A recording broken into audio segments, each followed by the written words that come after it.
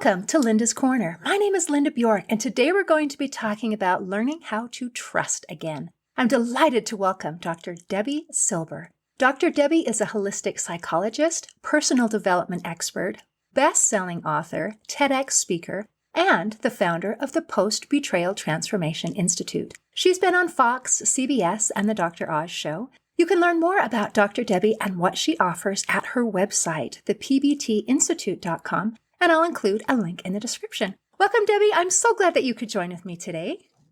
Thank you. Looking forward to our conversation. I am too. I love to learn new things, and I have been privileged to talk to lots of different experts on topics of things like trauma and post-trauma and how we heal from these kinds of things. But this is a new twist. I've never talked about betrayal and how that affects us. And you did this awesome PhD study on the effects of betrayal, so I'm just ready to learn. Can you tell me a little bit about your study? Can we start there? What did you learn? Sure, of course. Well, I don't think anybody studies betrayal say, well, that's a good topic. No, you study because you have to. Oh. So it's actually my 30th year in business, and as life would change, so in business. So I started in health and then mindset and then personal development. And then I had a really painful betrayal from my family.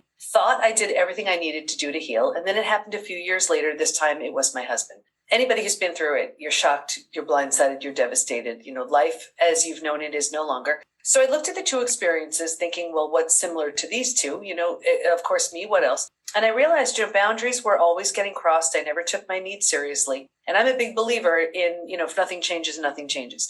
So here I was, 4 kids, 6 dogs, a thriving business. And I said, that's it. I'm going back for a PhD. And it was in transpersonal psychology, the psychology of transformation and human potential. Because I was changing so much, I didn't quite understand it. He was on his own, wasn't ready to look at that. And then it was time to do a study. So I studied betrayal. What holds us back? What helps us heal? And what happens to us physically, mentally, and emotionally when the people closest to us lie, cheat, and deceive. And that study led to 3 groundbreaking discoveries, which changed my health, my family, my work, my life. Can we talk about those then? Let's learn from your study. Yeah, sure. So the first discovery was originally I was studying betrayal and post-traumatic growth. And for those who aren't familiar, post-traumatic growth is if you can imagine an upside of trauma, how that trauma, death of a loved one, disease, natural disaster, whatever it is, leaves you with a new awareness, insight, perspective you didn't have. But I had been through death of a loved one and I'd been through disease. And I was like, no, betrayal feels very different. But I didn't want to assume it was the same for everyone. So I said, if you've been through traumas besides betrayal, does it feel different for you? Unanimously, they said, oh my gosh, it's so different. And here's why. Because it feels so intentional, we take it so personally. So the whole self is shattered and has to be rebuilt. Rejection, abandonment, belonging, confidence, worthiness, trust. Those aren't all demolished, let's say when you lose someone you love, right? But with betrayal, that's what happens, a complete shattering of the self. So it didn't quite qualify as post-traumatic growth. It's like, yes, you need to rebuild your life, but you also need to rebuild yourself. So I coined a new term, post-betrayal transformation, which is the complete and total rebuild of your life and yourself after an experience with betrayal. That was the first discovery. Wow. Okay. So I'm looking forward. Do we want to go to the others or do we want to keep going on this one until we're No, I'm happy to get to the next one. Okay. Yes. Go ahead. Sure. So the second discovery was that there's actually this collection of symptoms, physical, mental, and emotional, so common to betrayal. It's now known as post-betrayal syndrome. And we've had, about 60,000 people take our post-betrayal syndrome quiz on our site to see to what extent they're struggling, and a few things about that. The first thing is we've all been taught time heals all wounds. Well, I have the proof when it comes to betrayal that's not true. There's a question that says, is there anything else you'd like to share? And people write things like, my betrayal happened 35 years ago, I'm unwilling to trust. My betrayal happened 40 years ago, I can feel the hate. My betrayal happened 15 years ago. Feels like it happened yesterday. So we know that when it comes to betrayal, it requires a very specific and very different type of protocol that you cannot count on time to do the work for you. That's the first thing. The second thing is every few months I pull the stats from the quiz just to see where people land. Would that be helpful if I shared them? Oh, yes, please. Okay. It would be really awkward and weird if you said no. Okay. So, all right. So now imagine we have men, women, just about every country is represented, every age. So out of 60,000 plus people, 78% constantly revisit their experience. 81% feel a loss of personal power. 80% are hypervigilant. 90% deal with painful triggers. The most common physical symptoms, 71% have low energy, 68% have sleep issues, 63% have extreme fatigue, 47% have weight changes. Maybe in the beginning you can't hold food down. Later on you're using food for comfort. 45% have digestive issues, and that could be anything from Crohn's, IBS, diverticulitis, constipation, diarrhea, you name it. The most common mental symptoms, 78% are overwhelmed, 70% are walking around in a state of disbelief, 68% are unable to focus, 64% are in shock, 62% can't concentrate. So now imagine you can't concentrate, you're exhausted, you have a gut issue, you still have to raise your kids, you still have to work. That's not even the emotional issues. Emotionally, 88% experience extreme sadness, 83% are very angry, very common to bounce back and forth between those two emotions. 82% feel hurt, 80% have anxiety, 79% are stressed. Just a few more. Here's why I wrote the book Trust Again. Ready? 84% have an inability to trust. Man, it's just tragic. 67% prevent themselves from forming deep relationships because they're afraid of being hurt again. 82% find it hard to move forward. 90% want to move forward, but they don't know how. Wow. Oh my gosh. So many things are going through my mind as you're giving off these statistics. And one, it starts at the very beginning, and that's that you have 60,000 participants. And this is, I know, just the very teeny tiny tip of the iceberg. This is a problem that affects so many people, and it's not our fault. It comes from the outside. It comes from another person, and there's really not necessarily anything that we can do to prevent it. So I'm so grateful that you have taken the initiative to create a study and then to go beyond saying, this is what it does, into the realm of, and this is how we heal. And so I'm looking forward to getting into that part, but I want to make sure that we've covered all of the things that you said there were 3 things. We talked about the statistics. Well, I want to go through the third discovery, which for me was the most exciting. But just to wrap this up, as if those statistics aren't staggering enough. You didn't hear me read anything that said 20%, 30%. These numbers are high. What's even crazier, ready? I want everybody to just sit down for this one, buckle up. Everything I shared wasn't necessarily from a recent betrayal. This is from something that could have happened decades ago. And so now imagine, here we are with a gut issue, hypervigilant, anxious, sleep issues from something that happened, let's say 30 years ago, right? That person may not know, care, or even remember. And here we are creating and living an entire life based on that experience.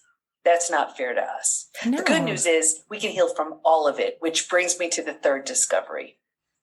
This, for me, like I said, this was by far the most exciting. And what we learned was, while we can stay stuck for years, decades, a lifetime, and so many people do, if we're going to fully heal, and by fully heal, I mean symptoms of post-betrayal syndrome to that completely healed state where you rebuild yourself and your life of post-betrayal transformation, we're going to move through 5 now proven predictable stages.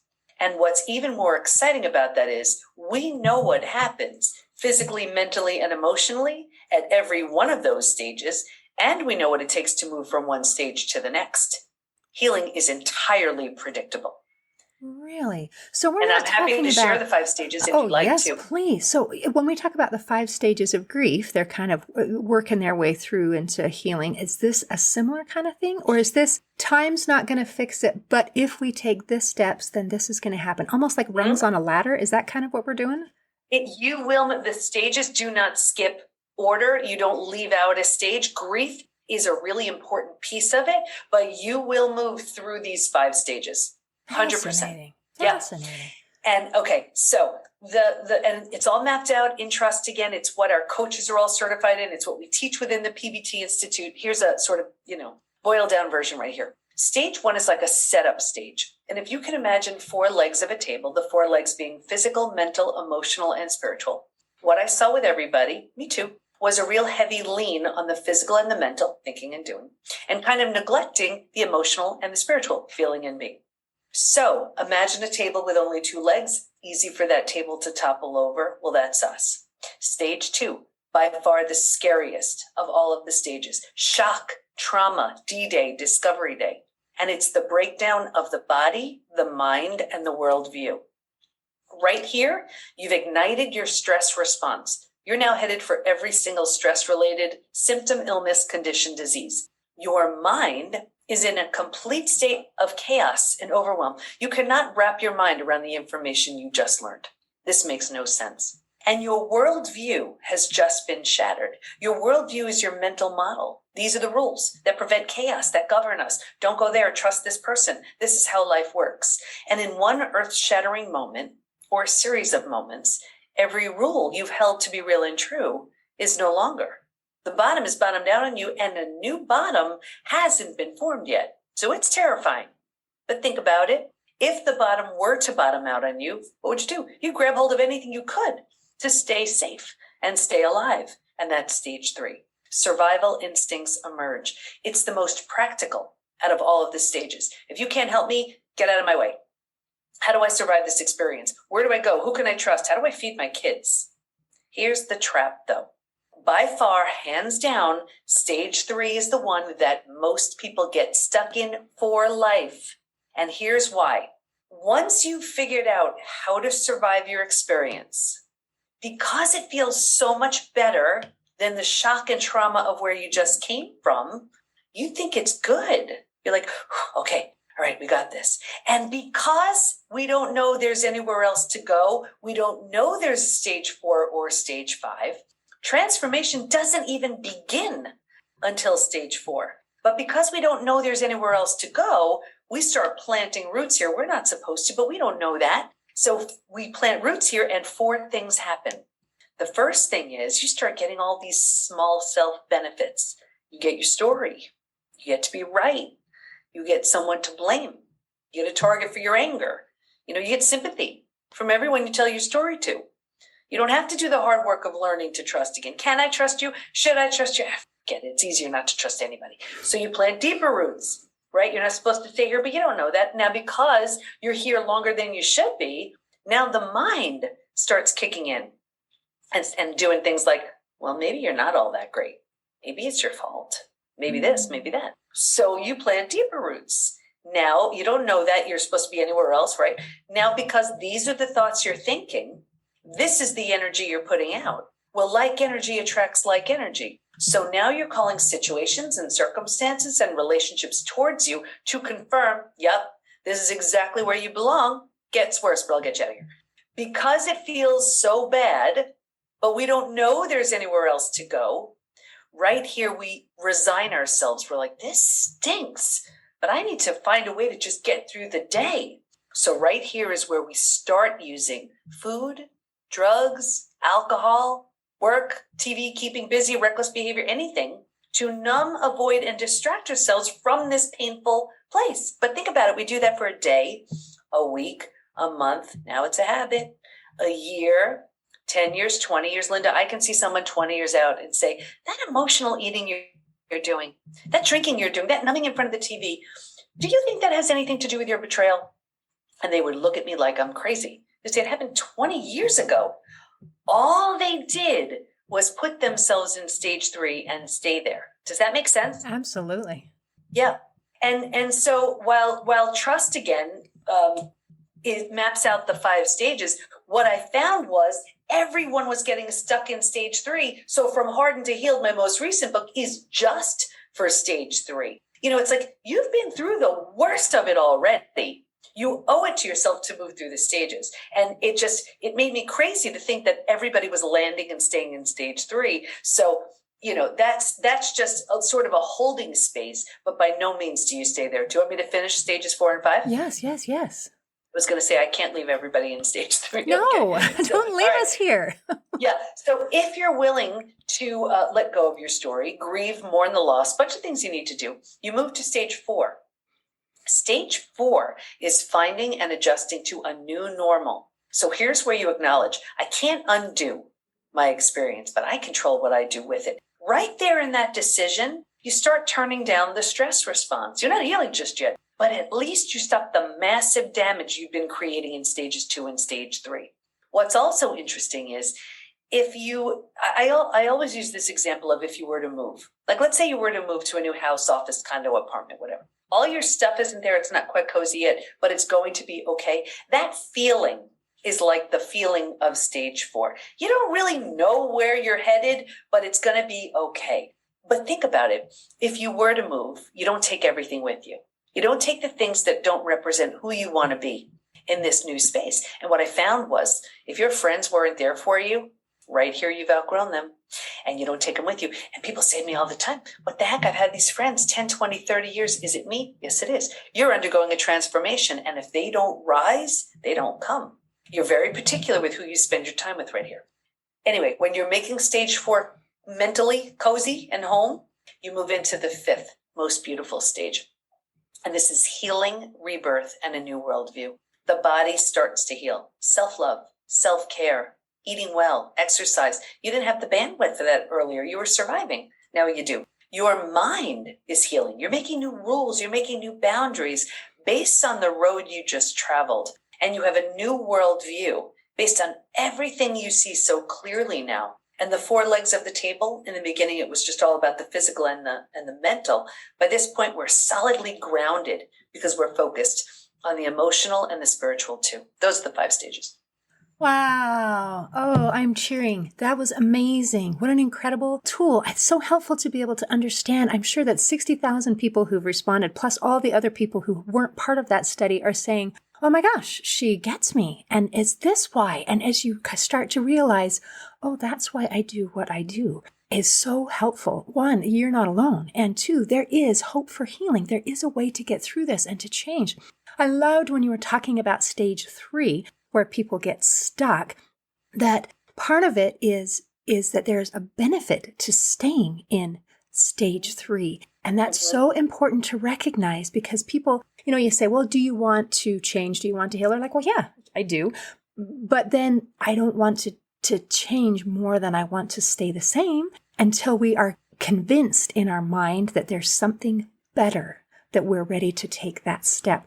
Beautiful. That was beautiful and amazing. And I love you bringing up your 2 books. It sounds like the one kind of walks you through, this is what it's like. And then the other one is more of a how-to. Is that right? They're both how-tos, but one is Trust Again, has all of the discoveries. It walks you through the 5 stages. It has my study participants in it. And I tell their stories, share their stories as well, and my personal story. And it's very experiential. But because I found so many people stuck in stage 3, From Hardened to Healed is just for stage 3. So that's for the person who's just been there. The Trust Again maps it all out for you. But if you find, oh my gosh, you know what? Yeah, I am stuck in stage 3 and I've been here for 20, 30 years, then From Hardened to Healed is the book for you. And here's the thing too. It's one of those things where you're right. It seems so obvious. Well, of course I want to heal. But that's not necessarily the case. And I'll tell you, we have so many people coming into the PBT Institute with therapy trauma. And I'm saying that because, first of all, if your therapist isn't highly skilled in betrayal, it does more harm than good, number 1. And number 2, yes, you want to share your story and you want to express it. But what I've also found is when you're just expressing your story and going over it more and more and more and more and more, coming out of it no better than the last 100 times you've been through it, what it's actually doing is solidifying your stuckness. It's like if there's ever been a glue to keep you stuck, it's getting that benefit of just the sympathy and the, ruminating. There's a difference between ruminating and what I call marinating. You want to go over your story for the purpose of what can we do with it, but not just to go over it for the sake of going over it, because it becomes your story and it becomes so a part of you. Here's the challenge, that then you can't even imagine life without that story. That's when it's a problem. Right. And that is very interesting. It becomes your definition of self. This is who I am. I am a victim of this betrayal. And if I am not a victim of this betrayal, then who am I? Exactly. And yeah, you're right. It's a very big, and I'm a psychologist, but I'm a coach first. And I hear it all the time. And there are people who they say they want to come into our community. And I am very honest with them. It's not a place where, yes, we have the most supportive community to lift and inspire. But if you're looking to just vent and stay stuck, we are not your people. It used to be, I used to say, if you've been betrayed. Now it's if you're ready to heal from your betrayal. Wow. Very different. And what an incredible distinction that is. Although it might seem slight to some people, it makes all the difference in the world. I have friends who have participated in group therapy sessions where the intent, the purpose of this session is to express your anger, your frustration, your justification for how horribly you have been treated. And while all of those things are true, there was betrayal, there was hurt, there was all of these things. By the time the session is over, rather than having any sort of healing that took place, instead it just builds the anger, it builds the frustration, it builds everything. There is zero healing that took place. And yet, if you turn that and say, okay, what is your purpose of this? Are we trying to heal? Are we trying to move forward? Are we trying to, I think that's huge. I think if we don't have a goal and a destination in mind, we just kind of, we end up all sorts of different places. Yeah. And we need to be validated. We need to be acknowledged. Absolutely. But I'll tell you, it is crystal clear. If someone comes into the PBT Institute, they're coming in at a stage 2, stage 3, and the intention between all of our coaches, me, all of our programs, the community, is to move you to stage 5 and beyond, and then you're done, and then you graduate and you're good. That's the whole idea. It's not just to have your story. There's this point along the stages where we take what had become your life story and we turn it into this pivotal chapter of your next story. And it's really important to do that, because if anything is going to keep us stuck, it's getting so much validation from the story that we perceive that as the benefit that could ever be better than healing. Like, for example, I had a very powerful story. The most important people in my life all betrayed me. And if I told anybody, yes, I'd get a lot of sympathy, right? But instead, look at this story. First of all, and just to close the loop on this, rebuilding is always a choice, whether you rebuild yourself and move on. And that's what I did with my family. It was not an option to rebuild with them. And if the situation lends itself, if you're willing, if you want to, you rebuild something entirely from the ground up new with the person who hurt you. And that's what I did with my husband. Not long ago, as two totally transformed people, we married each other again. New rings, new vows, new dress, and our 4 kids is our bridal party. So, the story now of 2 completely different people marrying each other a second time, having the PBT Institute, all of our coaches, all of our members, it's such a better story than my story of betrayal. Mm. And that's so important to recognize that there is a better story beyond. Because like you said, when we're in a spot of this is, I don't think we necessarily recognize that it's a benefit, but subconsciously we do, and we don't want to stop that benefit. And so to recognize, okay, first of all, let's help us be aware that this is what's happening, and then say, there's something better over here. And that can help us make that little transition, which is huge, that we want to change more than we want to stay the same. Now, your particular story is incredible. I mean, you had to not only learn how to trust again, you had to learn to trust one specific person who specifically hurt you again. And that's a really big deal. So amazing. I'll tell you, I've lost loved ones. I was in the ICU for 11 days. Nothing for me was as hard as that. Hardest thing I've ever done. And a very different experience, healing and moving on, and healing and rebuilding. So I know betrayal well. The only side I don't know is being the betrayer. I know all the other aspects of it. And it is a lot to move through and heal from, because this was the person who gave you that sense of safety and security. So when this is the person who shatters it's traumatizing. So when you have that from your family, and then you have that from your husband, from your partner. But here's the thing, what I will share, repeat betrayals are a clear sign of an unhealed betrayal. And we see it in health work, relationships. For example, in relationships, I'll see it in one of 2 ways.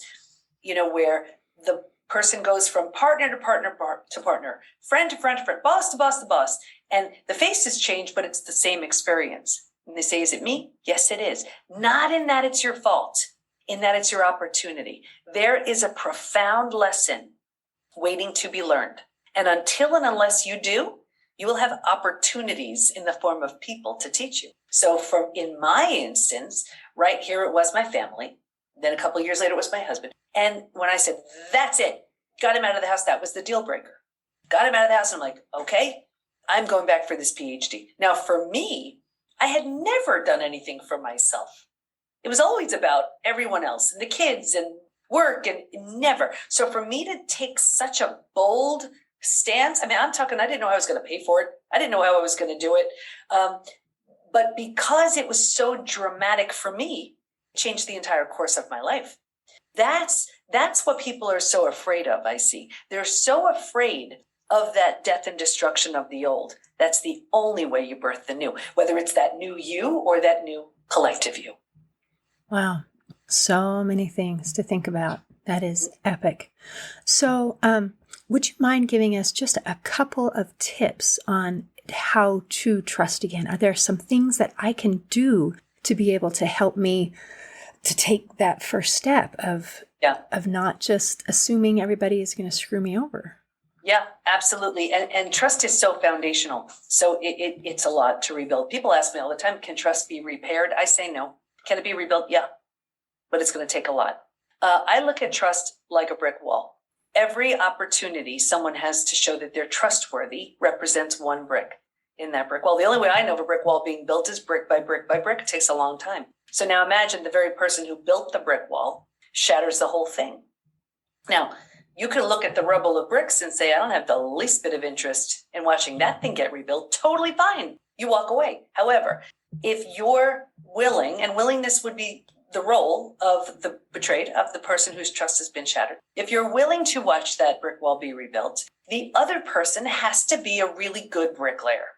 And it goes up the same way it went up the first time, brick by brick by brick. Every opportunity, they have to show that they're trustworthy, one brick in that brick wall. But here's what I see. I see that person building that brick wall. That's the one who shatters it. The person who's been betrayed and trust has been shattered, right? They're looking and kind of waiting. They see that the person who shattered the brick wall doesn't really have much of an interest in building it. And they're like, fine, I'll build it.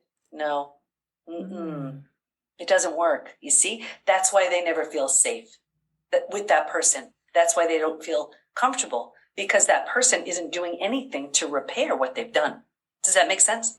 Wow. Okay. So help me understand in a situation, how do I build it again? I mean, so if I'm watching somebody who's betrayed me and they're not fixing it, they're not rebuilding the trust, but I do want the wall. Somehow I'm wanting the wall. So I am building it. So what am I doing to build it? Yes. So what you are learning in that example is that person isn't willing. So you know what you're working with. Be really clear on who that is. Then, and I actually have it mapped out also in trust again. It's a 4-part trust rebuilding process, and I'll share it with you here.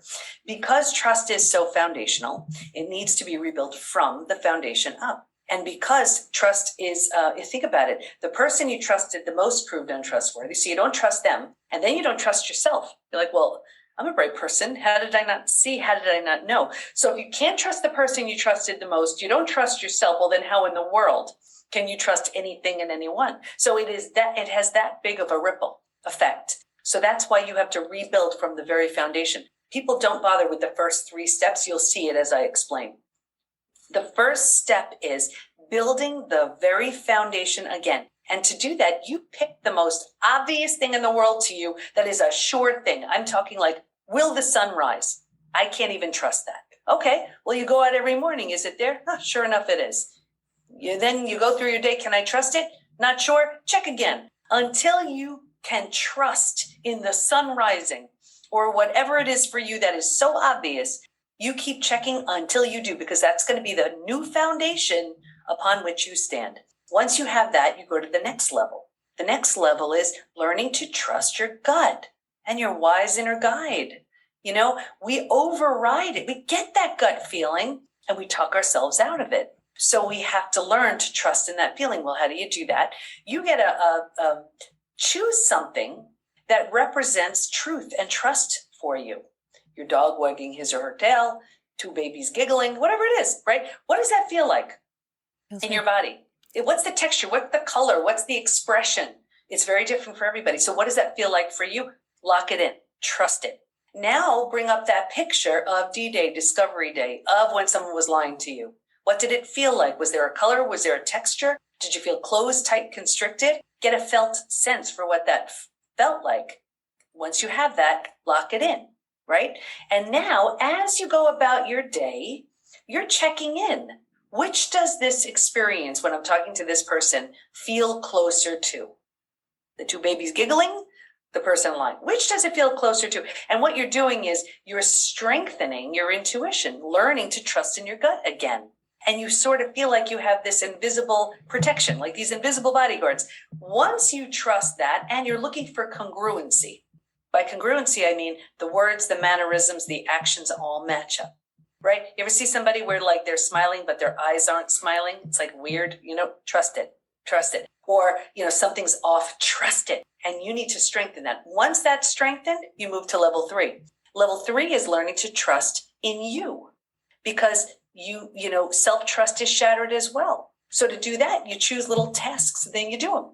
I'm going to drink that glass of water and then you do. I'm going to make that phone call and then you do. I'm going to go to the gym and then you do. I will not call my ex and then you don't. And what you're learning is, and what you're teaching yourself is, my word is law. If I say something, I mean it. I'm trustworthy. You could feel this sense of empowerment and strength, right? Now, imagine you built a foundation upon which to stand. You trust your gut. You trust yourself. From this place, you slowly, cautiously, and carefully learn to trust in others again. Do you see how that feels a little different? I love it. I think this is not only for people who have been betrayed. This seems like something that would be of value to everyone. And I love that third step of trusting yourself, of having integrity.